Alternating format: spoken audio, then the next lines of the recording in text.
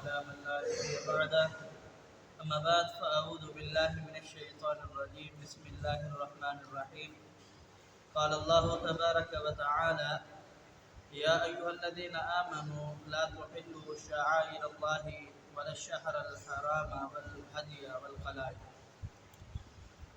یا ایھا الذین آمنوا اے وہ لوگو جو ایمان لائے ہو لا تحلوا تم نہ بے حرمتی کرو شعائر اللہ رب العالمین کی نشانیوں کی ولا الشہر الحرامی اور نہ حرمت والے مہینوں کی والہدیہ اور نہ اس جانور کی جس سے بیت اللہ کے لیے حاجیوں نے خاص کر دیا ہو یا مختص کر دیا ہو چن لیا ہو والقلائد یا پھر وہ جانور جس کے گلے کے اندر پٹا ڈالا گیا ہو.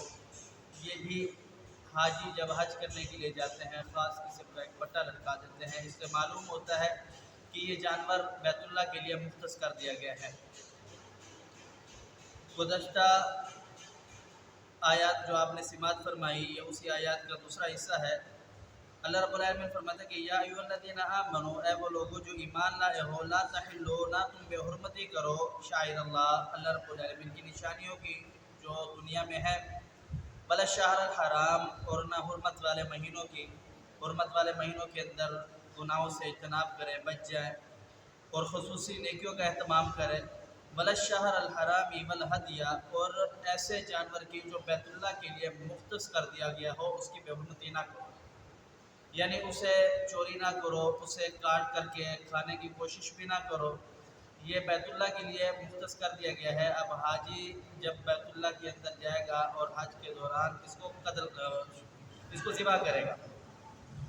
جناب نبی کریم صلی اللہ علیہ وسلم جب حج کرنے کے لیے گئے تو آپ علیہ السلام نے اپنے جانور کو جو اونٹنی تھی اس کے داہنی جانب سیدھی طرف سے اس کو ایک ٹک لگایا اور اس کا خون تھوڑا سا بہا یعنی اس کے کوہان پر تھوڑا سا داہنی جانب ٹک لگایا اور خون بہا اور آپ علیہ السلام نے اس خون کو صاف کرایا.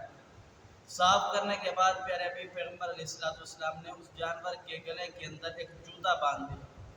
اس کا مطلب یہ تھا کہ اب یہ جو جانور ہے یہ بیت اللہ کے لیے حج کے لیے خاص کر دیا گیا ہے. اور وہ مکہ کے لوگ بھی سمجھتے تھے جب یہ نشانی ہوتی تھی تو پھر لوگ جانور کو نہیں چھڑا کرتے تھے. ہدی کہتے ہیں ہدیہ کو تحفہ پیش کرنے کو.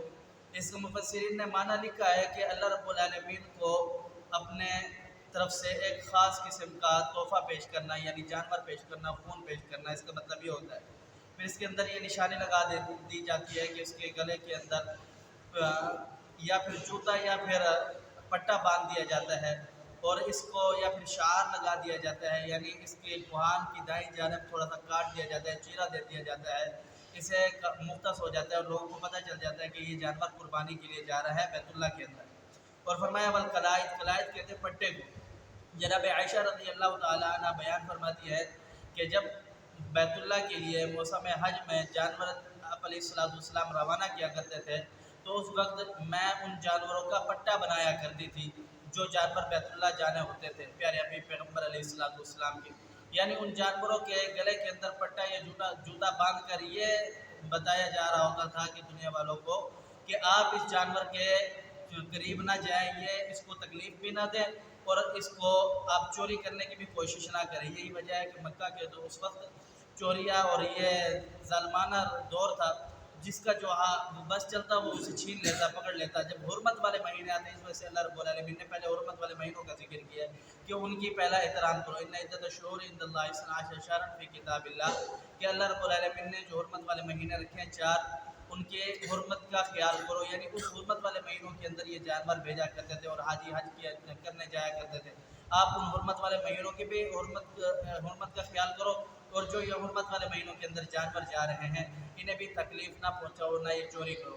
اب فرمایا کہ اگر کوئی جانور اتنا بیمار ہو جاتا ہے کہ وہ چلنے سے لاغر ہو جاتا ہے یا اس کا مرض الموت قریب آ جاتا ہے پھر اس کی صورتحال یہ ہے کہ اسے اسی وقت جہاں پتہ چلے کہ یہ مرنے والا ہے اس کو وہاں پر ذبح کر لو اور ذبح کرنے کے بعد اسے جو قافلہ جا رہا ہے حج کے لیے اس جانور کے ساتھ وہ نہ کھائے جو اس علاقے کے باسی ہو یا پھر وہاں پر چھوڑ دے جو آئے وہ اس کو کھا لے آپ اسے نہیں کھا سکتے، اسے چھوڑ دیں، اللہ رب العالمین قبول فرما لے گا۔ اللہ سمجھنے عمل کی توفیق دے، قول یاد آ سب اللہ علیہ وسلم۔